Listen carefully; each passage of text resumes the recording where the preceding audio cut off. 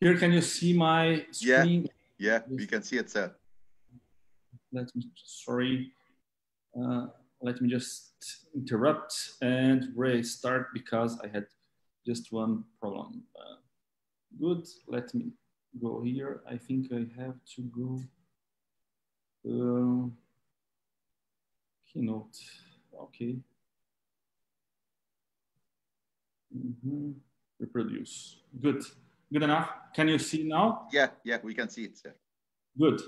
I'm from São Paulo, Brazil, from Nyon Institute. These are my disclosures. I try to be no longer because I know for you it's not early, it's very late. Then I'll talk about open fractures of the shoulder. Here I can, everybody talk about the Castillo-Anderson classification, and I think it's the main thing in this, this issue of open fractures. But we have to take a special care in shoulder and elbow for type 1 and type 2, because you will almost always work like a closed fracture. And type 3, it's mostly different, but not so. Then we can better understand. Some people talk before about the treatment of antibiotics. That's very important. Begin using it ASAP. The first 6 or 8 hours are critical to begin antibiotics. When you begin antibiotics, you stop counting time to the surgery. But then it's very important, more in the Castillo 1 and 2, the antibiotics very early. Surgical intervention with wound debridement and cleaning by using 10 liters of saline. And the debridement needs to be as aggressive as the contamination is. This is the important point for all open fractures, mostly in shoulder, because you can go from the hell to heaven in 1 minute if you don't debride the one thing a suitable way. Risk factors for infections. We saw here that some of these patients with infections, smokers have more infection after an open fracture. Open fractures of Castillo 3, it's expected to be more frequent after the surgery than grade 1 and 2. Internal fixation, but not doesn't have statistical significance. And we have high-grade open fractures demonstrate an increased risk of infection with delayed debridement. Then the early debridement is the key for a good result in every open fractures. Treatment for Castillo 1 and 2, as I told before, the patient underwent antibiotic therapy and surgical cleaning in a reliable way. Regular treatment can be followed. Then the normal treatment for proximal humerus fracture is 5% of fractures, third most frequent over the 65, 3% in 4 parts, and woman 3 to 1. Then it's a different fracture. Direct fall is 80%. You have a varus compression of the humeral head against the glenoid, compressive strength on the humeral neck, tension of the rotator cuff on the tuberosities. And there are other mechanisms, fall and adduction and internal rotation with valgus compression of the humeral head against the glenoid. There are some differences in treating these fractures. And we have to take care because the shoulder has a lot of soft tissues that can have an important play in when you do the stabilization, when you do the surgery. You have the pec major bringing the humeral shaft anterior, you have the subscap, you have the suprascapularis, infraspinatus, and then the supraspinatus, infraspinatus, sorry. And you have also so many structures, neurovascular structures, very, very near. Then we have to know very well the vascular anatomy and know that we will need some vascular surgeon in our surgeries many times. It can be very common. And we know that the anterior circumflex artery can, in 85% of the humeral head, be very important, in posterior circumflex artery in 64%. But the posterior circumflex artery is more related to humeral head preservation after a fracture. Then it's important to know if your fracture goes to the humeral, the anatomical neck, because it can cross this artery and you can have some problems, delayed problems. Humeral head fractures, 10% associated with other lesions. Rotator cuff tears, you have rotator cuff tears for 60-year-olds. You'll see some case here, I'll show you, of this kind of fractures. More than 50% of time in more than 60 years old. Neurological problems are in 67%, most of them transitory, and most of them of the axillary nerve. Then we have a delayed rehabilitation for some patients with these problems. Suprascapular dissections, not common, is axillary artery lesion. We have many classifications. I used to have to use this in my day-by-day. It's the NIR classification. I think most of you can use the same or use the LEGO classification, Hertel. But for me, NIR is going well for all my surgeries. And some predictors, predict head and anatomic neck fractures because of the circulation of the circumflex arteries that can be torn. Humeral head angulation of more than 45 degrees, fractures of 3 or 4 fragments, tuberosity displacements of more than 1 centimeter, and glenohumeral dislocation. Here is a patient. You can see the CT scan. Here is a patient that had an open fracture, a very displaced humerus, but we have Agustilo once, just a small opening of this fracture. Then I just clean it up and inserted the regular final plate, and it's done. This is the case. If you have Agustilo 1 and 2, you can have a definitive ORAF. Oh, it's not working. Good. But if you have Agustilo 3, you can do the damage control using external fixation or just cleaning and waiting for the second step to see if you don't have any infection. It's possible to do. And here we have some papers that can make us have this decision to use the external fixation, but you have to take care because the axillary nerve is so near. This, particularly this fixation of this book, I wouldn't never know because it's so near of the axillary nerve and I would be very afraid. But other better locating can work better. Here, it's not the case of open fracture, but you just to make you know how to do this external fixation. And you have to take care with floating shoulder. Same way with gunshot, it's not possible sometimes to make more than clean it with clean it the better we can and wait how can we treat after. Then first of all, you avoid infection on these fractures. But even if you think in arthroplasty, it's possible to do in open fractures if you have Agustilo 1 and 2.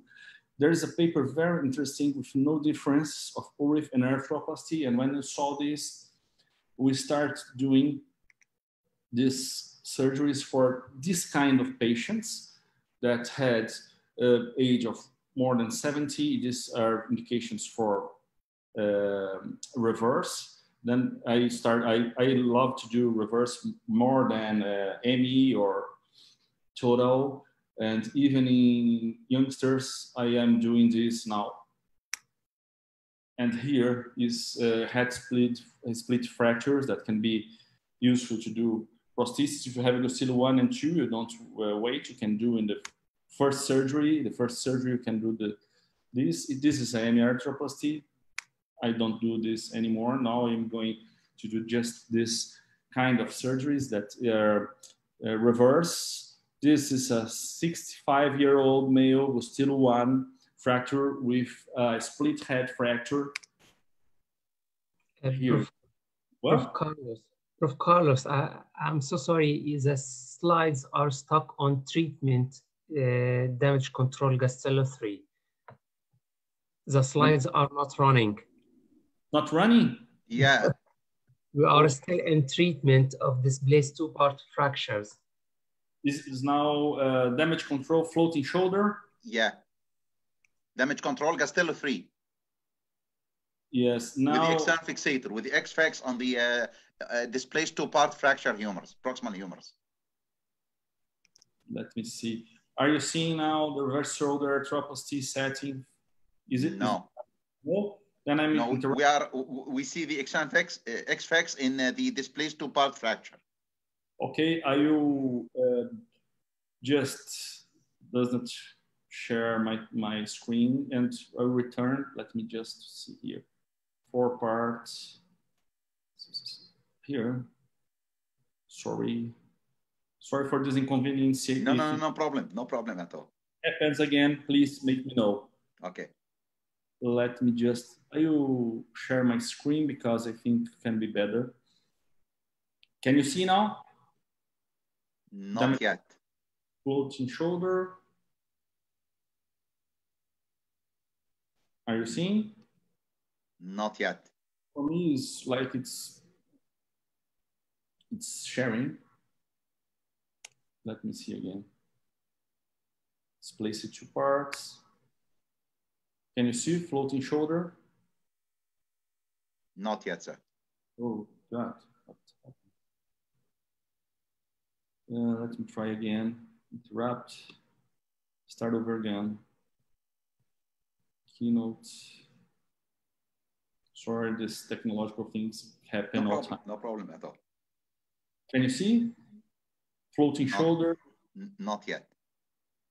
Yeah. Yes? Yes. Okay. Good enough. Then floating shoulder, you can use this external fixation, and after you plan your fixation, your definitive fixation. But in Gustilo 1 and 2, as I was talking before, there are no difference in hospital for ORIF or arthroplasty of open proximal humerus. In Gustilo 1 and 2, Gustilo 3, you have to take care, and Gustilo 3, generally in shoulder, you have damage of the artery, you have damage of the nerves, then it's a big problem in the Gustilo 3. But we have a lot of soft tissue around the shoulder, then the shoulder is well protected, and it's the good thing about the shoulder. But as I was talking for you before, reverse shoulder arthroplasty can be used even in this case, the head split fractures and another fractures. Here is starting talking about ME, but I don't do it anymore, even in youngster patients. And here is a case, 6-year-old male Gustilo 1. Can you see here the fracture, the split head fracture with some Gustilo 1? No problem. We cleaned the surgery and then start doing the prosthesis. This was the exposition. And for these patients, I like to use the uncemented diaphysis fixation. Sometimes for me, it looks very good because I don't have to use any cement in this case. And I like this prosthesis because for fractures, I prefer to use inlay prosthesis. Generally, I like to use onlay prosthesis. Then makes sense for me because he fulfills all the bone loss you have sometimes, or the fractures, and can work very well. Here, the prosthesis, you have a fixation with no cement. In this case, I'll show you some cement fixations because you have some other problems. And here's the patient, post-operative. I don't insert the subscap. I make the retroversion 30 degrees, and it's okay for me. This is how I join all the tuberosities, and it's done. This is the patient. And here we have another patient with Gustilo 2, 65-year-old 2. Here is a lady that had this problem. Then we have to do a very huge approach to clean it up, to remove the head that was very far from the shaft, the humeral shaft. And, oh, sorry, you can see here the prosthesis inserted after surgery. A detail for fractures, for open fractures, and whatever fracture you do for prosthesis, you have used your glenosphere bigger than you can, because it's less predictable than making a prosthesis in a regular way. Here, another old lady, 82 years old, female, active, and Gustilo 1. But see this fracture. This was the fracture of this lady. This lady doesn't have a high, this doesn't have, how can I say, strength, force. This is not a Gustilo 3, but has many fragments because her bone is not so good enough. And in this case, I prefer to do some cerclage, and here is the final result of the prosthesis. Then prosthesis can be done, yes, in Gustilo 1 and 2. Gustilo 3, I would like to wait a little. And what about the civilian gunshot injuries? There's a paper telling that you just need, if you don't have to do anything more, if you don't have so many displacements, this study supports that you can just do nothing, just do the antibiotic therapy, and it's done. But it's not my practice. I prefer to clean the open fracture anyway, but it can be supported now by these papers. Clavicle is the same way, doesn't change anything. Just change the fixation method, nothing more. This is displaced fracture, and just change the method of fixation. Nothing to add for this, or even for scapular fractures. But you need to understand that scapular fractures, most of them are not surgical. We can just make a surgical clean of this surgical wound, of the wound, and it's done.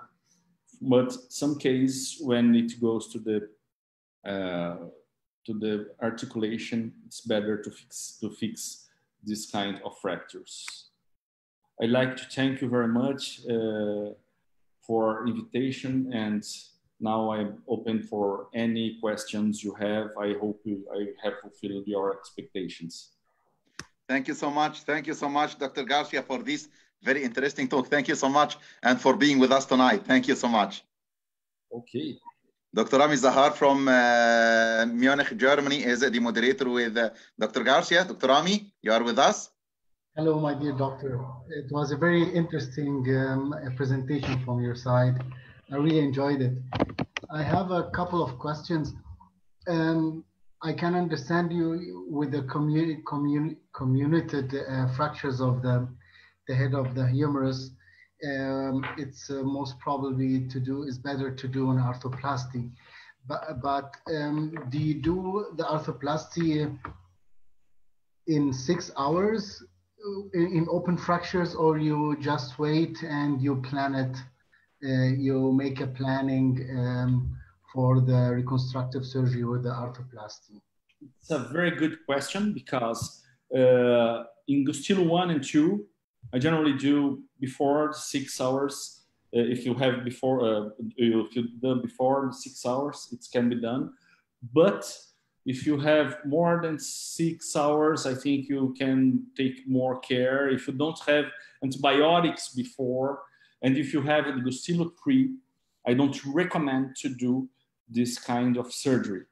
These are not the common. These are surgeries that are, how can I say, it's the common surgeries, but for mostly of cases, I think everyone will, most surgeons will don't have this time, the prosthesis available on this time. Then better to wait for 3 days, 4 days. You just clean the fracture and do the prosthesis after. I think it's good to do the prosthesis instead of other fixation in some case, because the first shot's the best shot, and if you haven't done another fixation, you fail, and you will fail if you have a bad indication. Then you have to manage a problem. You have to manage second surgery with failure that give more bad results than others.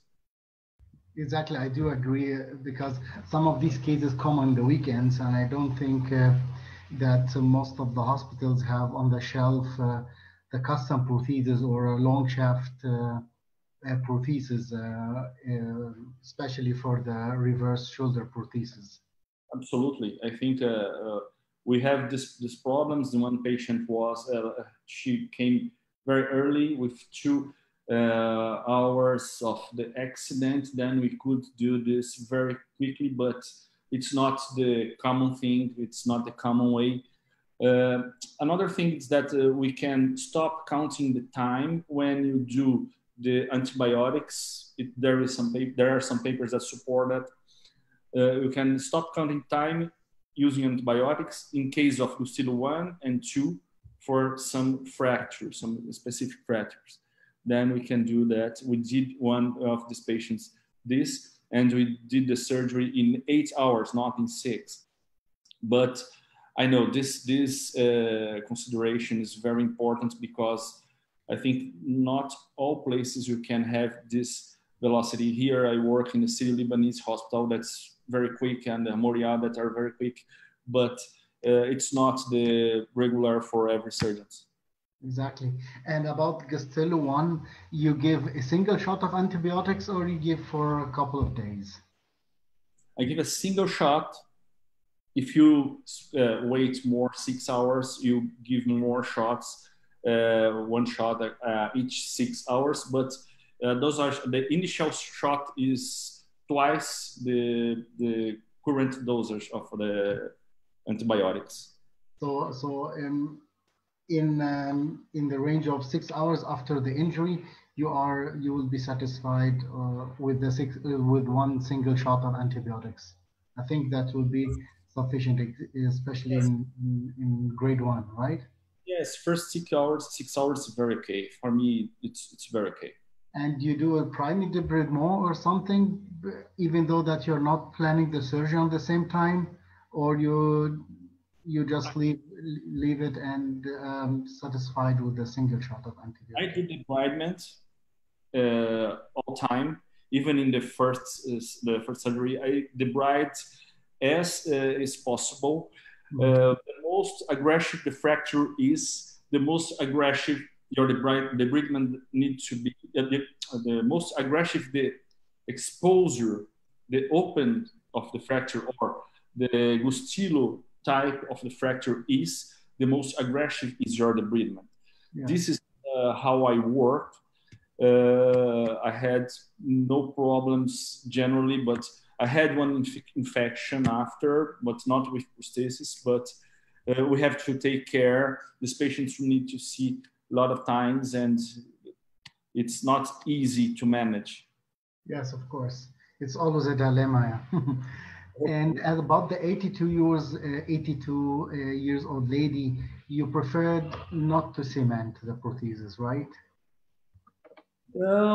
I prefer never cement the prosthesis. In this case, I had to cement because the prosthesis I had was one that, in the case I showed you before, yes, was a cemented prosthesis of 80 years. The uncemented was of a 65, but I prefer whenever I can to use non-cemented prosthesis. But as I told you before, this was the prosthesis I had in my hand at this time, and then I was a cemented for the 82 years old lady.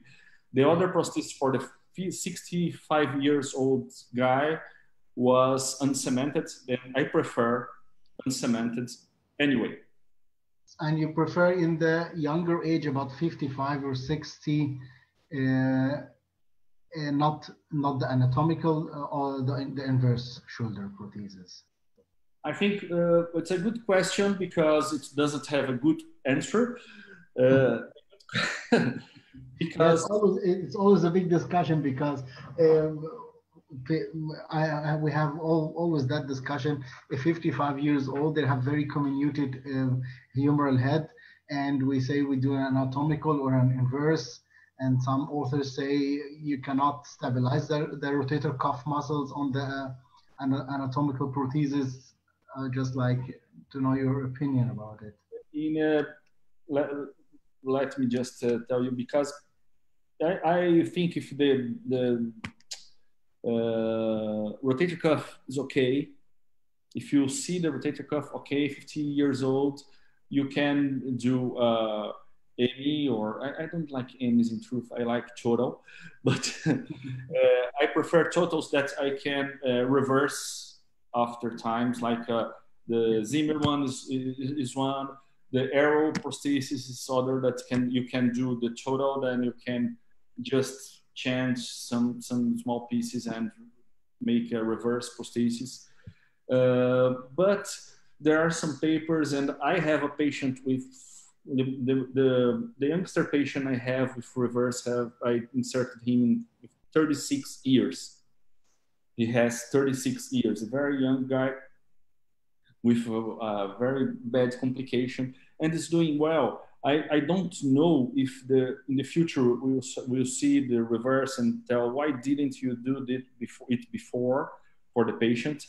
And there is a paper, I think it's from Pascal Bolu, that shows the reverse prosthesis has better bone integration of the tuberosities than total common reverse prosthesis, because don't have so many forces coming across the rotator cuff. Okay, so I have some questions from my colleagues. Dr. Rami Sharif, he is asking about your reference about the humeral height to implant the prosthesis in case of first comminuted proximal humerus, and what do you do to the glenoid if the glenoid comminuted too? Yes, this is a very good question. First question about the reference. Sometimes you don't have so many reference, then it's a problem. The reference sometimes is the other side. Then you can have templates or electronic templates that you can use, comparing both sides. Then it's good to do some X-ray of the other side of the patient, compare and insert the template, see the difference, because it's not easy to know the correct height of the prosthesis. No? Then you have to be aware and maybe sometimes be prepared to use some polys, so bigger polys. And to avoid some instabilities, it's good to use some bigger glenospheres in case of fractures. It's my advice to use bigger glenospheres for fractures, smaller for normal surgeries, for all fractures, yes. And in case of glenoid, this is a very complicated case. You can maybe doing 2 times in 2, depends on the glenoid fracture. There are some prostheses like arrow that you can insert a screw from anterior to posterior or posterior to anterior. If you have a fracture, longitudinal fracture of the glenoid, you can use the prosthesis anyway using this screw, but generally I do in 2 times the surgeries. I make first prepare the glenoid, and after I do the prosthesis. I don't do in the same time generally, because generally it's so challenging. And maybe that's the last question for today or tonight. From Dr. Ibrahim Kamar, he's asking why we're not using a hemi prosthesis with convertible components. I really don't like EMI, because when you convert, and I believe I will convert this prosthesis sometime. As in the hip you don't use, you prefer, now people prefer to do a total than a hemi arthroplasty. I think shoulder is going the same way of the hip. I think it's easier if you have a convertible prosthesis, because hemiarthroplasty a lot of times will make some tragedy in the glenoid side, and then to make a revision, if you have a reversible primary, you can do better if you have a reversible than if you have a hemi in the future. Because you can, when you make a prosthesis in a patient, you have to know and you have to think, you see the patient in the future, and you have to make a revision in this prosthesis. This is my way. I prefer this way.